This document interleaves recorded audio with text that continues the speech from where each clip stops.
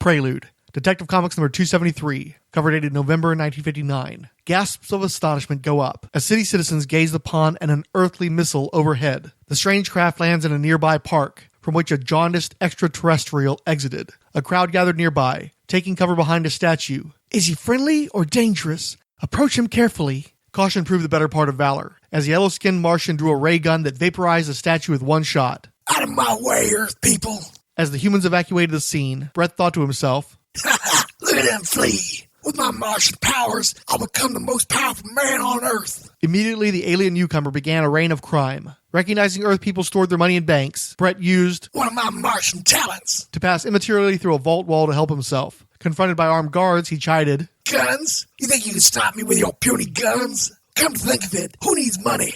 I can take anything I want from you helpless Earthlings. Minutes later, Captain Harding summoned ace detective J'Onn J'Onzz to his office. Jones, hundreds of calls are pouring in about an alien on Earth. Jones promised to look into it while wondering what the chief would have said if he knew that I'm an alien. Still, I doubt there's another outer space man on Earth. However, Detective Jones soon found himself in a crowd watching Brett plow through heavy traffic with his super breath. Great sons, it's true. The super sleuth noticed Brett was warning people not to follow him, rather than simply turning invisible. As any Martian can do. Only through his Martian eyesight could Jones follow the evil alien's sudden burst of speed, leading to an abandoned warehouse. Jones followed Brett into the warehouse before undergoing his startling change into J'Onn J'Onzz, the Manhunter from Mars. Brett exclaimed, Thunder and meteors! Another Martian? How did you get here? Jones played it tough, demanding, Suppose you tell me who you are and how you got here. My name is Brett.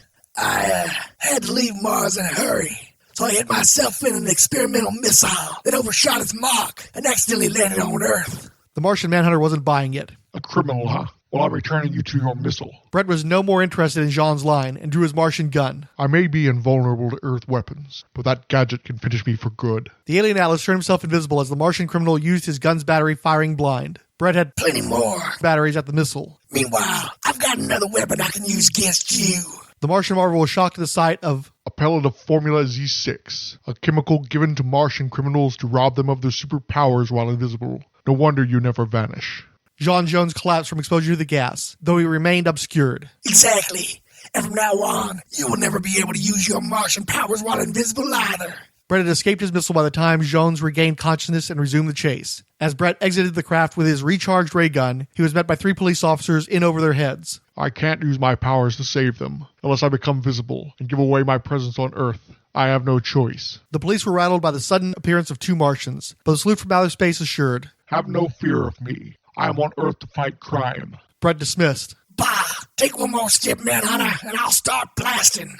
J'Onn knew. He means it. And used his Martian distance vision to detect a man burning leaves miles away. The Manhunter filled his Martian lungs, then let loose a mighty blast that blew in the burning leaves and encircled Brett. Fire! The one Martian weakness! I'm losing all my strength! Oh! J'Onn announced. Now's your chance, officers. Grab him. I don't dare come any closer to that fire. Helpless, the evil Martian is placed back in his missile, and soon after, at a nearby rocket launching base, he was shot in orbit around Mars at the Manhunter's request. So the Martians will then be able to send up a ship and bring him down. Just after liftoff, the familiar voice of Captain Harding greeted the once-secret visitor from Mars. As he shook Jones's hand, Harding considered, Imagine, a Martian Manhunter, here on Earth. Would I love to have you on the Force? Though he was intent on continuing to keep his Earth identity secret from even the chief, Jones promised, I will always be available for emergencies. Later at headquarters, Harding continued to brag to Jones, until today you were the top detective in town, but from now on, you'll have to take second place to the Manhunter from Mars. The Unmasking of J'Onn J'Onzz was by Jack Miller and Joe Serta.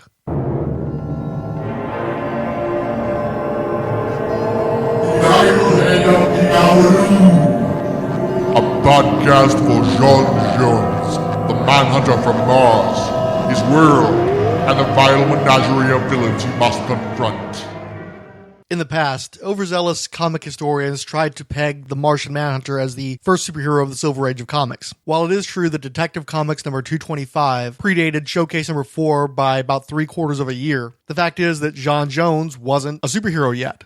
J'Onn J'Onzz was an alien visitor stranded on Earth who quickly shape-shifted into the form of a human being and then took on the job of a cop. And so basically he looked like a human, he dressed like a detective, and he just happened to use his Martian powers to defeat usually standard issue criminals. On the occasions when J'onn J'Onzz actually appeared as a green-skinned Martian, he was virtually always invisible. So the readers could see that this was a Martian affecting events in this metropolitan city he worked out of, but nobody else could. And it's also true that even in the earliest strips, J'onn J'Onzz occasionally faced criminal scientists and clandestine aliens, but the public wasn't aware of those characters, and they didn't look particularly super compared to what had been in the comic books of old, and would return again with the arrival of the Flash, and not too terribly long thereafter, Green Lantern. What you could argue as the first costumed super foe didn't turn up until Detective Comics number 263, cover dated January 1959. This fellow was the Conjurer, but to call him a supervillain would probably be taking it too far. He ran around in purple formal attire, he was a magician, and he used gimmick traps to distract police, but it's very basic, silly stuff that the Toyman would have scoffed at. Really, the first proper supervillain to appear in the strip was the Fantastic Human Falcon a few months later. This is a guy who had a cape, he wore a bird mask, he flew around in a Falcon aircraft, much closer to what you would imagine from a comic book antagonist. But even still, the Human Falcon thought that he was dealing with a plainclothes policeman. Any cool Martian stuff tended to happen with the titular character Invisible. However, 3 months ahead of the debut of the Justice League of America, the yellow-skinned Martian Brett was the first publicly known space invader in the comic strip. Brett, of course, forced the Martian Manhunter to reveal himself to the city he had been defending, since exposure to Formula Z6 had rendered the Martian Manhunter incapable of turning invisible and then using any of his other powers. And there's really no point in doing that anymore because the public knew that he was around now. And also, while descriptive text had used the term Martian Manhunter, this was the first time in the strip that other characters knew that there was such a thing as a Martian Manhunter and referred to the Manhunter from Mars as such. So the Unmasking of J'Onn J'Onzz is his true debut as a superhero. And then the following month, he got his second supervillain, the Human Flame. And just 1 month ahead of the debut of the Justice League, we had the reintroduction of the character who would most qualify as J'onn J'Onzz's Lois Lane, Patrolwoman Diane Mead.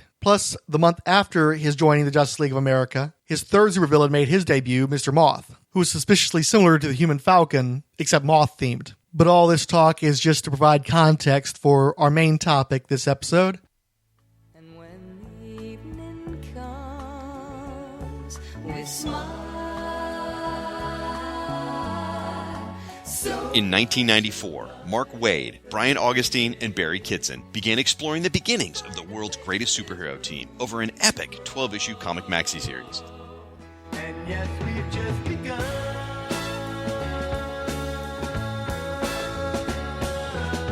That team was the Justice League of America, and that comic was JLA Year One. In 2016, 8 podcasts will come together to cover this series in a single month. That month is JLMay. Just the two of us,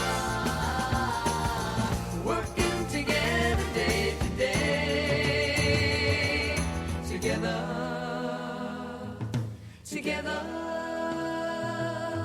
Featuring the Fire and Water Podcast, The Power of Fishnets, Waiting for Doom, The Lantern Cast, Supermates Podcast, The Idlehead of Diabolu, Comic Reflections, and Views from the Long Box.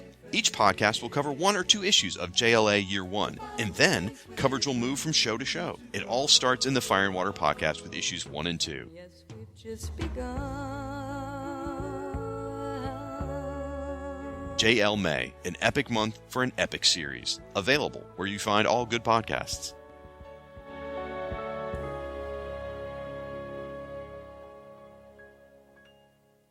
The Brave and the Bold number 28, which according to Mike's Amazing World of DC Comics came out December 29th, 1959, and introduced the Justice League of America, which I submit was the quintet of Wonder Woman, the Martian Manhunter, Green Lantern, the Flash, Aquaman. Martian Manhunter enters the story on page 5, where it's explained that he's going to join the Justice League for an adventure while he's on a vacation from his job as policeman J'onn J'Onzz. He then partners with Wonder Woman to battle Starro. Now, admittedly, the Magnificent Seven appear on the splash page to the story Starro the Conqueror, and Superman is even introduced into the story before Martian Manhunter on the second story page. However, Superman's only in 2 panels, and those panels are used to explain why he's not going to take part in this Justice League adventure after receiving a call on their signal device. On the next page, Batman appears in 2 panels, where he's driving around in Gotham City in the Batmobile, chasing after 2 unnamed archenemies, and he basically decides, hey, I'm going to do this. Unless they absolutely need me, I'm not going to show up to this Justice League thing. The truth is that Superman editor Mort Weisinger and Batman editor Jack Schiff didn't want to see their main characters, Superman and Batman, diluted by association with another franchise that they didn't have editorial stewardship over and would receive no credit for the success of said strip. So while Batman and Superman were featured in ads, they weren't allowed on any of the Justice League covers in the early days. In the very first adventure, they're non-participants who just have cameos in which they blow off the team. Batman had a smallish role in the second Justice League story, while Superman showed up at the end to help wrap up the case of the challenge of the Weapons Master. In the Justice League's third adventure with the Mazo, Superman and Batman disappeared off on errands that apparently had nothing to do with the core adventure after the group had a meeting to discuss how they were going to deal with Professor Ivo. It wasn't until the fourth Justice League adventure that Superman and Batman were full participants, but for most of the early stories thereafter, they were just in glorified cameos. The World's Finest Duo skipped issues 6 and 8 altogether, and aside from the tiny chess pieces seen on the cover of Justice League of America number 1, they didn't appear on any covers until number 10, and then not again until number 19. You don't see Batman and Superman regularly appearing on covers until 1964. So it was actually a bit odd that 3 years after the introduction of the Justice League, we finally got their origin story in Justice League of America number 9, cover dated February 1962, but released on December 21st, 1961. The Justice League of America, the combined might and power of the Man of Steel and the Cosmic Crusader, the Winged Avenger, and the King of the Sea, the Tiny Titan, and the Scarlet Streak, all working together for good against evil as the Justice League of America.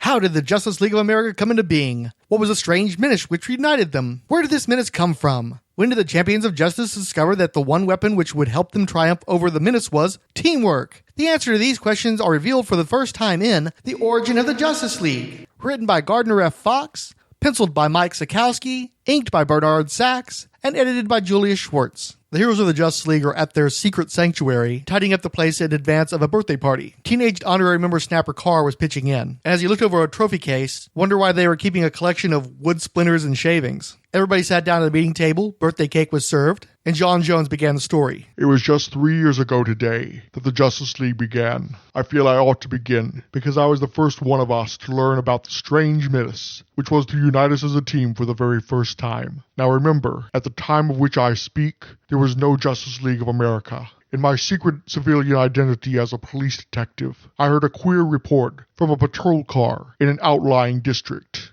Emergency alert! People all around us have been turned to stone! Suddenly, the squad car radio man stopped talking. It was easy to visualize that the same fate had struck him. Believing that I could accomplish more as the Martian Manhunter, I switched my true self, J'onn J'Onzz. I'll use my unique Martian powers to speed to the scene of the trouble without delay. Below me, I saw men and women frozen in solid stone. Even my Martian body is beginning to feel queer tingles from whatever force it is that altered the bodies of these people. Using every bit of my superpowers, I fought off those tingles, and then a stone giant coming this way. Those blue beams from his eyes must be what caused everyone to become stony. At full speed, I hurtled forward, my fist driving hard against his chest. This ought to pulverize him. To my utter amazement, I bounced off that massive chest, narrowly averting the full force of the giant's blue eye beams and the huge hands that sought to seize me. In the hope of learning his weakness, I trained my Martian vision on the stony creature's forehead and discovered I could read his thoughts. The Stone Man is only one of a number of alien beings who have come to Earth in meteors from a planet he calls Apalax.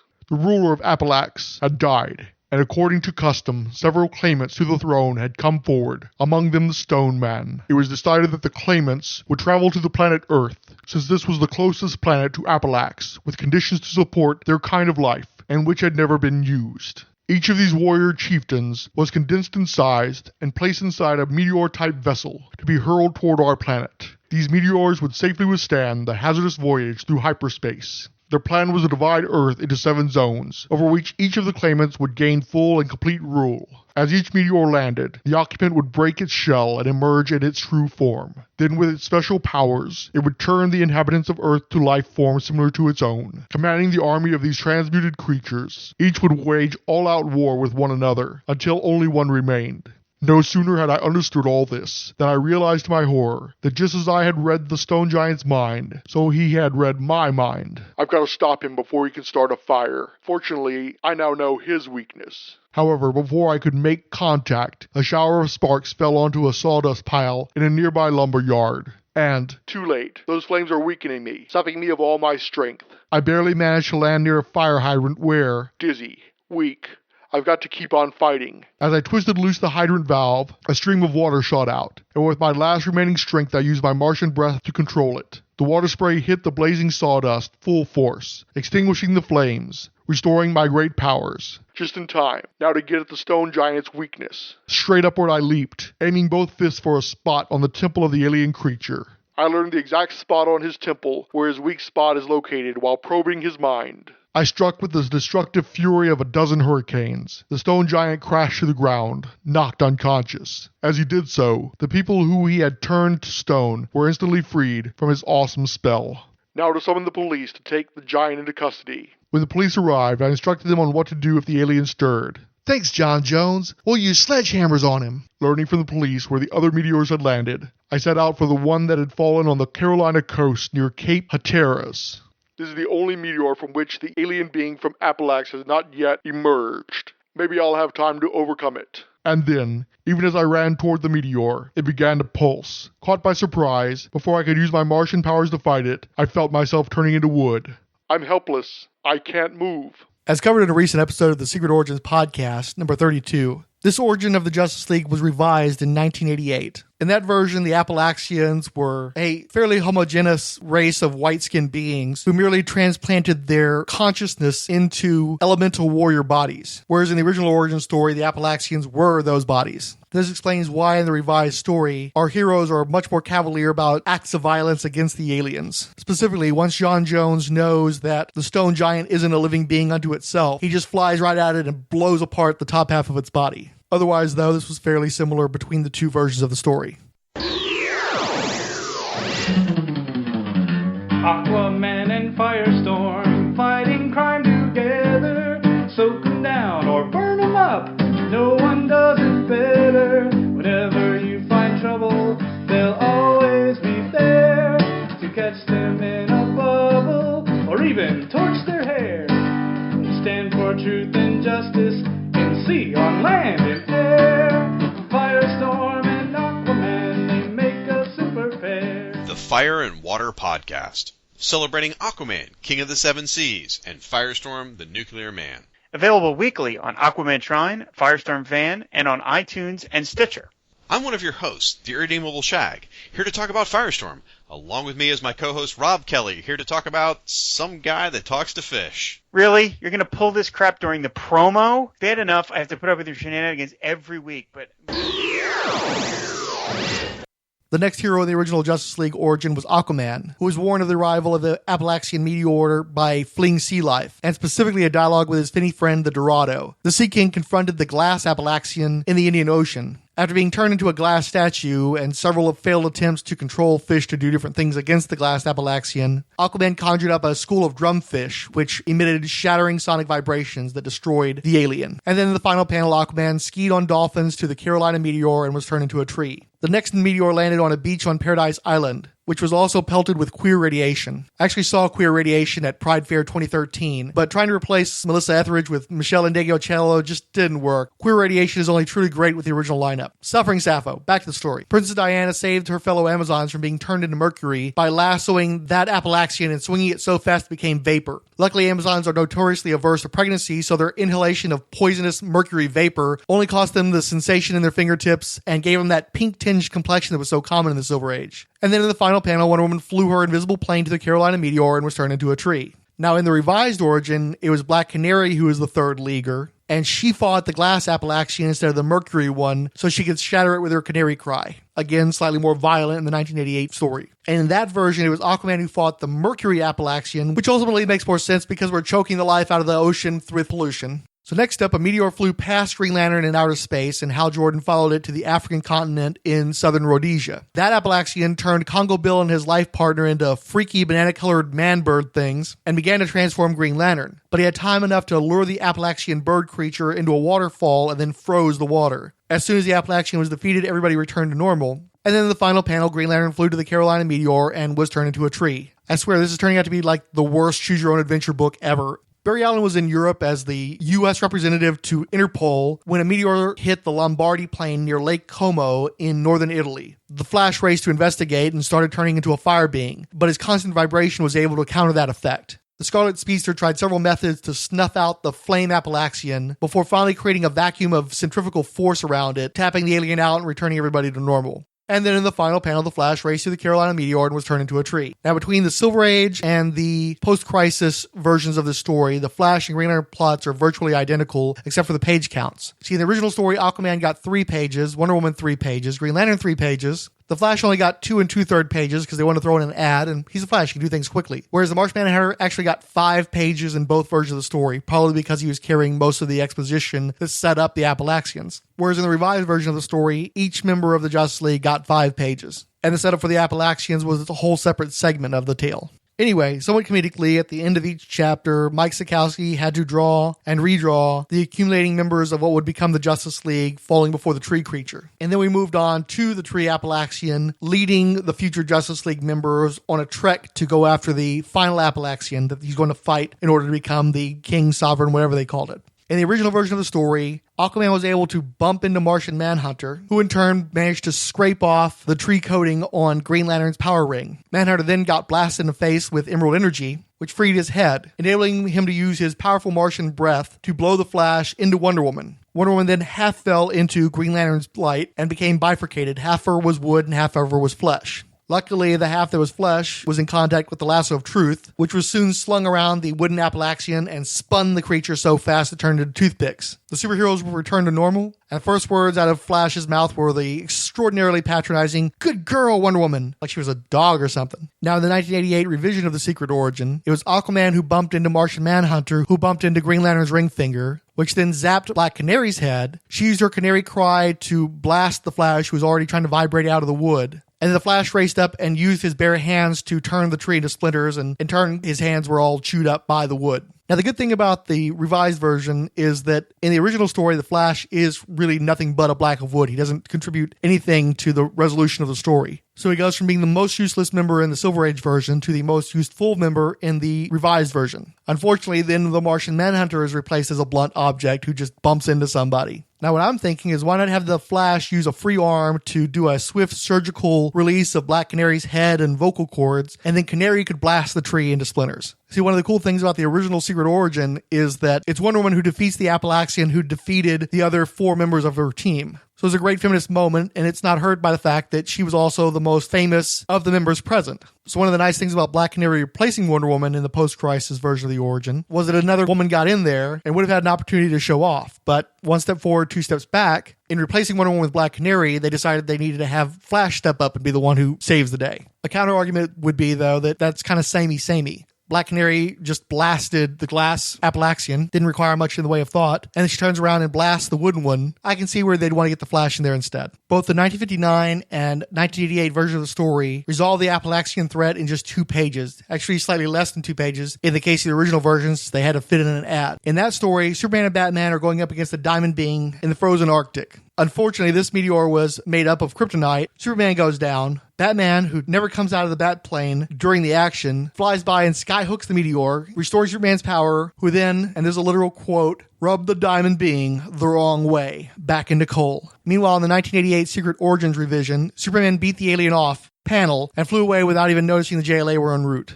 On the final page of the original story, Batman comes out of his plane to suggest, "We ought to form a club or society." Flash continued, "A league against evil. Our purpose will be to uphold justice against whatever danger threatens it." Back in the present, as everybody's finishing up their cake and good girl Wonder Woman is collecting all their plates, notes, "We returned such meteor beings as we could to their own world, keeping the pile of splinters as a souvenir." Instead of burning the remains of the Appalachian or giving it back to its people to tend to the remains as they so choose. They kept a bunch of splinters as a souvenir. Real creepy. That also means that Wonder Woman killed 2 sentient beings, Aquaman 1 and Superman 1 more. Apparently the Justice League's version of that concept doesn't involve any sort of trial by jury or anything. Straight off to execution. Still not satisfied, Snapper Carr asks about the origins of the secret sanctuary base of the Justice League, but is told that's a tale for another time. Then Snapper and fellow awful person Green Arrow, another latecomer to the show, sing happy birthday to the League. And DC Comics was promptly sued by the publishing arm of Warner Music, which is how Warner Brothers ended up owning DC Comics. But that's also a tale for another time.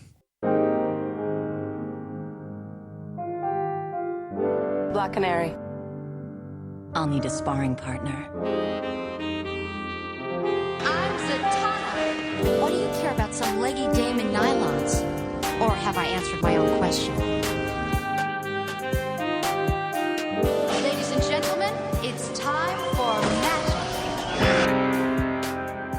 magic. Black Canary and Zatanna, together in one podcast. I'm Ryan Daly, and I've got a thing for superheroes in fishnet stockings. That's why I started Power of Fishnets, the Black Canary and Zatanna podcast. Join me every 2 weeks as I celebrate the Blonde Bombshell and the Mistress of Magic in their exciting adventures published by DC Comics. Power of Fishnets, available on iTunes and at fireandwaterpodcast.com. Gardner Fox was the creator of the first major superhero group, the Justice Society of America. And one element that the JSA and Fox's Justice League of America have in common is that neither team got an origin when they first got started. A big difference, though, is that by the Silver Age, the nerds who were still reading comics were more aggressive letter hacks and were probably beating down Julie Schwartz's door asking how these heroes got together in the first place. Justice League of America number 1 sold something along the lines of 1 million copies, but by issue number 9, they were down to 335,000 copies, so Julie probably wanted to make some kids happy. The problem is this sucky origin reads like a 9th issue. The Chitauri are pretty lame threats. They're just nature-based creatures. The heroes don't have that hard of a time beating them, and they're not that engaging. And then the formula of having a spotlight moment for each of the heroes to show their powers and weaknesses, that would have actually worked pretty well for a first issue if you're trying to introduce these characters. And that would have been a handy thing, I expect, in Brave and the Bold number 28, because Green Lantern had literally only had like 3 adventures before his first Justice League appearance. The Flash had only been around for about a dozen adventures or so. The Martian Manhunter had only been seen as a backup in Detective Comics. Given their newness and relative lack of visibility, getting introduced to these heroes in the first issue would have been smart. In the 9th issue, when we've already had a bunch of adventures with them, we know who they are, we know what they can do, it feels very flat, especially because there's a lack of interaction between the heroes. Because each hero gets their own individual story, the Justice League don't actually interact with one another until they're bopping up against each other in wood form, which doesn't give them much of an opportunity to display their personalities such as they were in 1959. And it just doesn't look good for 5 heroes in a row to get defeated by that one stupid wood Chitauri. You'd think at least one of them would have stopped and gone, wait, what's going on here? And it was a lucky break that it was the Martian Manhunter as the first one to fall instead of one of the latter ones, since he would have all those vision powers, so he'd been able to see what was going on well in advance of getting caught himself. But it makes the heroes look rather lame, and the villains aren't very inspiring. I think that's one of the reasons why not too many people are clamoring for the Chitauri to appear in the Justice League movie. If you go to a message board or something, you're more likely to see if people want the Chitauri in the first Justice League movie, it's probably because they want them to be sort of like the alien invaders from the first Avengers movie, where you focus on the heroes and the aliens are just the guys that the heroes are fighting. You don't want to spend a bunch of time with them. In fact, the Chitauri are so uninteresting, I wonder if you noticed that I started calling the Appalachians by the name of the aliens from the Avengers movie ever since the last promo break. And another thing, Superman and Batman get shoehorned into the final pages of the adventure. They're not part of the quintet that have to work together and form a team. And as such, they're never defeated either. It makes you think that that was editorial stepping in. You can't have Superman get beaten. You can't have Batman get beaten. And only the world's finest duo are able to help each other. We don't want these other guys to come in and make our guys, the big heroes, the name brand, look bad. Which gets me to another point I want to make. At the time the Justice League of America were created, we didn't have Earth 1, Earth 2 yet. So there was no explanation for why the Justice Society of America wasn't around anymore. And of course, it'd be quite a few years later before it was revealed that they were disbanded by the House Un-American Activities Commission. So at the time the Justice League of America were created, A fan could reasonably expect that the Justice Society and the Justice League existed on the same world, and there wasn't that big of a gap between their adventures. The JSA were gone for about 8 years before the JLA showed up. So in 1959, before all the retcons and the no prizes, I wonder what kind of rationales fans came up with for why there hadn't been a super team in that 8-year span. And my thinking is it's clearly not Wonder Woman's fault, because she debuted in All-Star Comics number 8 as a preview feature in the back of the Justice Society's book. They'd only been around for a few months prior to that. Then she went on to her own series, Sensation Comics number 1, which debuted future JSAers Mr. Terrific and Wildcat. Wonder Woman herself joined in All-Star Comics number 11, just 3 issues after her debut, and she stayed for the most part until their very last adventure in 1951's All-Star Comics number 57. So Wonder Woman was clearly a team player. So you might point out that the Justice Society of America, their main players had retired by that point. They weren't appearing in adventures, but DC heroes were still active. Superman, Batman, and Robin, as a trio, were all hanging out together in World's Finest Comics. And Wonder Woman was active that entire time, but she never appeared in World's Finest Comics until issue number 244 in 1977. You know who was in World's Finest Comics quite a bit, though? Green Arrow. And Green Arrow joined the Seven Soldiers of Victory pretty early on in his career. But Batman, Robin, and Superman wouldn't let Green Arrow on any covers that they appeared on. They swapped out all the time, or Johnny Quick got a cover. So clearly Green Arrow would have loved to have hung out with those guys. He's in the same book. They just won't let him in the club. Then you look at poor Aquaman in More Fun Comics. That guy couldn't get a team-up or cover until the Justice League came along. He was snubbed by the Sandman, Hourman, Starman, Manhunter, even Superboy. Aquaman couldn't even get into the Seven Soldiers of Victory, and he was created by the same guy as Green Arrow and the guy who created the Seven Soldiers. So think about it. What changed for the Justice League of America to come about? Green Lantern and the Flash were introduced and became fast friends through their initial meeting in this Justice League adventure. Only a few months prior did Martian Manhunter become openly active on Earth. Aquaman tended to be way out in the ocean for his adventures. He finally came ashore and met up with these kindred spirits, which gave him an excuse to have land adventures. Nothing had changed with Wonder Woman, though. She was always up for teamwork. And only a few months into the creation of the Justice League book, Green Arrow joined, because again, he's a joiner. Hell, his sidekick is even a joiner. Speedy tried to get into the Titans as early as issue number 4. He had to keep coming back and retrying until he finally got a spot in the late teens. So why wasn't there a super team between the Justice Society and the Justice League? There was. Superman, Batman, and Robin, and they weren't letting anybody else into the club. They were the same jerks then that they were in Justice League's early adventures, where they wouldn't participate with the rest of the team, and that's why the JLA is a quintet, and those other guys are cliquish douche nozzles. Argus, Ballistic, Cardinal Sin, Channelman, Chimera, Edge, Freight Train, Geist, Gunfire, Hackrat, Harry Force, Hitman, Hook, Jam, Joe Public, Loria, Crag, Layla, Lionheart, Loose Cannon, Megabiter, Mongol, Myriad, Nightblade, Output, Pass, Prism, Razor Shark, Rodney James, Samaritan, Shadow Strike, Slick Shot, Smart Shot, Terror Smith.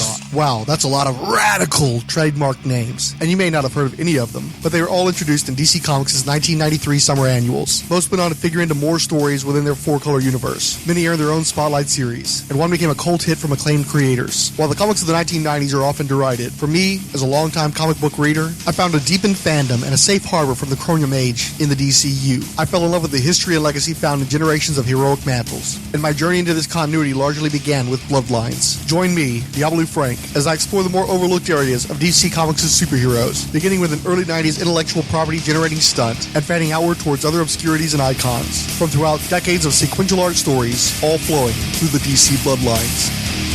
Podcast available on iTunes, Shout Engine, and the Internet Archive.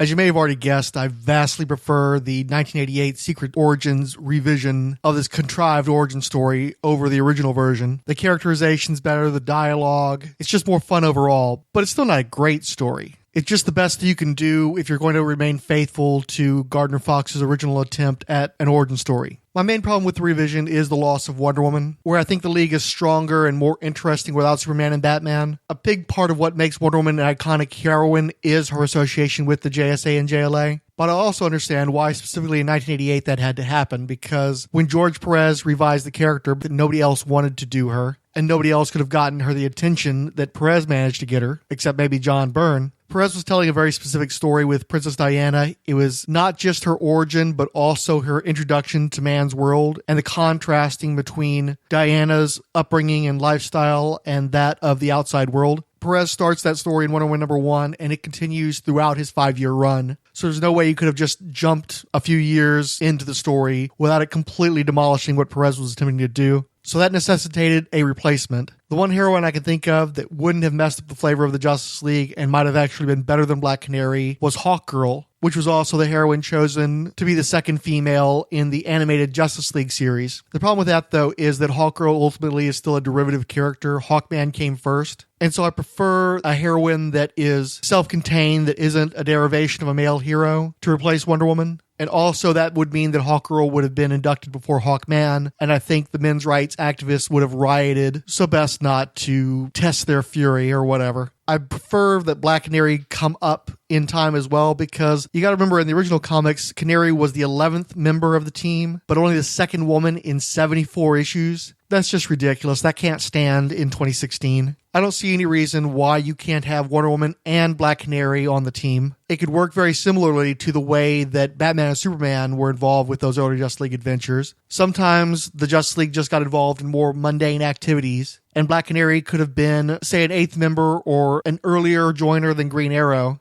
I don't think anybody would be too bent out of shape about Green Arrow getting pushed back one notch. She could be in some of the adventures, Wonder Woman could be in some of the other adventures. And I actually think it would be interesting if Black Canary replaced Wonder Woman in another role. During the time period where Wonder Woman had to leave the Justice League because she forsook her Amazonian powers and became a normal mortal woman. And then she became sort of a globe-trotting Diana Peel-style adventure heroine with her new Asian martial arts master, I Ching. I really enjoyed those Diana Prince stories, but it's very hard to make that work for Wonder Woman in a modern context, and it was very problematic even in the 1960s. A lot of feminists took issue with that depowering of Wonder Woman, taking away one of their only really powerful superheroine icons. But it strikes me that Black Canary, who could use development and use a greater solo-style history, could absorb that part of Wonder Woman's history. She could be the mad mod karate-kicking heroine without it making any major changes to her. Maybe she loses her canary cry for a while, she goes off and has her adventures, and then she could still come back in the same story, roughly, that she originally debuted as a Justice League member in issues 74 through 75. She got her canary cry back, she's back on the team. I think Wonder Woman would be perfectly fine with sacrificing a little bit of her history that's problematic anyway to further empower another heroine. And I'm about the biggest fan of the Diana Prince Wonder Woman comic books as you're going to find, and I'm cool with that. It seems to me like everybody wins under those circumstances. But you might cry foul because why are we doing another revision? Why must we always dip into retroactive continuity? And my argument would be that the Justice League origin was a retcon to begin with. And I strongly suspect that a lot of the people who were reading Justice League at the time JLA number 9 came out probably had their own ideas of what the Justice League's origin would have been. And given what a mediocre story it was, they probably had better stories in mind. And I suspect that's why, more than probably any other major superhero team, the origin of the Justice League is the least immutable. You can change it. You can do revisions on it. Creator's been doing it from very early on, before retcon was really even part of the lexicon of comics. And I think that many of those revisions are a lot better than this original story. And in fact, that first major revision is my favorite Justice League origin of all time. So I look forward to covering that one in the next installment of JLMay Day 1, which will appear on the next episode of the Idlehead of Diabolu podcast. But of course, this is just a supplementation of JLMay, a podcast crossover event covering the JLA Year 1 miniseries. And the first participating podcast, Fire and Water episode 163, is already out, covering JLA Year 1 numbers 1 through 2. And this Friday, Power of Fishnets episode number 6 will pick up from there. So I hope you'll take advantage to try a whole bunch of different flavors of Justice League love, and we'll catch you next time. Your ego betrays you. Will you not listen to reason? This won't end well for you. We received retweets from Alan Middleton, Ange, The Anti-Fascist, Between the Pages, Keith G. Baker, Mark Sweeney, Ryan C. at Trash Film Guru, and Siskoid, and favorites from Inigo Montoya, Illegal Machine, Illit Records, It's Plastic Man, Carl Disley, Longbox Graveyard, Marty Light, Michael Bailey Podcasts, The Power of Fishnets Podcast, its hosts Ryan Daly, and Scott Bachman. Folks who did both, the Maniacs from Mars, include the 108th Sage, Cash Flag, Charlton Hero, Coffee and Comics Blog, Comic Reflections, Darren and Ruth Sutherland, Dr. G Nerdologist, Ed Moore at Teal Productions, Fantastiverse, Glenn Walker, Jacob Edwards, Joseph Crawford, Cord Industries, King Size Comics Giant Size Fun Podcast, Kyle Pettit, Luke Dobwalker, Max Romero, Michael Wagner, Mr. Morbid, Not Guano Man, Odyssey Unleashed Podcast, Oscar Blue Devil, Randy Caldwell, Richard Field, Scott Bachman, Son of Cthulhu, Synod Alias Scarecrow, Trekker Talk Podcast, and Warlord Worlds Podcast, as well as Follow Fridays and Tweet Heroes from Comic Reflections and Scott Bachman. And Warlord Worlds noted us as a great blog for your Martian Manhunter content alongside Dr. Anaja's Supergirl comic box commentary and Son of Cthulhu's comics and H.P. Lovecraft. The Anti-Fascist asked, did you see our recent post on Justice League Task Force number 7 through 8 over at The Unspoken Decade? All about your man Martian Manhunter, bro. At Calmador did a great job. And I read it, and I did enjoy it. Cash Flag wrote, working my way through Idlehead Podcast, really good stuff. Martin Gray wrote of episode 19, enjoyed the new show loads. I really have to commend you on your voices. They're the dog's bollocks. While I hate the idea of J'Onn as a weapon, I've gotten used to the setup of the current series and I'm enjoying it. It's so ruddy bonkers. I'm sure a classic J'Onn will return with the coming DC rebirth. Meanwhile, I do enjoy some of the alternate identities. It's an interesting spin on Ostrander's J'Onn, with his multiple secret identities around the globe. No cat, though. Luke Dobwalker wrote, Dude! I finally caught up on episode 20 of the Martian Manhunter podcast. So freaking good, man. Such love. If you haven't heard Frank's 2-part 60th anniversary of the Martian Manhunter podcast, you're missing out. It happened that the second part of the Martian Manhunter 60th anniversary podcast came in between a new episode of the Fire and Water Network's Who's Who podcast and the return from a lengthy hiatus of the Secret Origins podcast. So I made the crack that this show was going to be like The Flash against Cosby and The Simpsons back in the 90s. Andrew wrote, you mean the cool kids will listen to it first? Thanks for that. Nicholas Prom of Comic Reflections wrote, Hi, Frank. A couple days ago, I tuned into the latest episode of The Idlehead, my first. I like what you're doing, and you've certainly gotten me more interested in a character I have traditionally been fairly unenthused about. Glad to hear it. That's part of the point. Kyle Pettit wrote, Great episode. Great to hear the opinions of Kyle Rayner and Wally West. Finally, Count Druncula wrote, Pat yourself on the back, Frank, or do whatever it is you do when you feel a sense of pride and accomplishment. Cigar, champagne, shoe shopping binge. The hard work, time, and dedication you poured into J'Onn J'Onzz's 60th anniversary yielded 4 of the best hours of podcasting I can recall. The value of the audio clips and the diversity of voices, both archival and digitized, kept this Martian Love Fest from ever feeling boring. It's fascinating how many talented people love the Martian Manhunter and want to tell stories with him, but few, if any, make lasting impressions outside of the devoted superhero fandom. And remember, podcast coverage goes from here over to our buddy Ryan Daly over at Power of Fishnets. Then after that, it goes to Waiting for Doom, then to the Lantern Cast, then to Supermates, then to the Idlehead of Diabolu. Stop. then to Comic Reflections, then to Views from the Long Box to finish it out, and all of them will be done by the end of May. It is JLMay. Podcast listeners should feel free to leave a comment on one of our blogs, either the Umbrella Rolled Spine podcasts or the specific Idlehead of Diabolu blog. Both are available quite easily through Google searches. You can also shoot me a tweet at Commander Blanks, that's BLANX. Thank you for listening.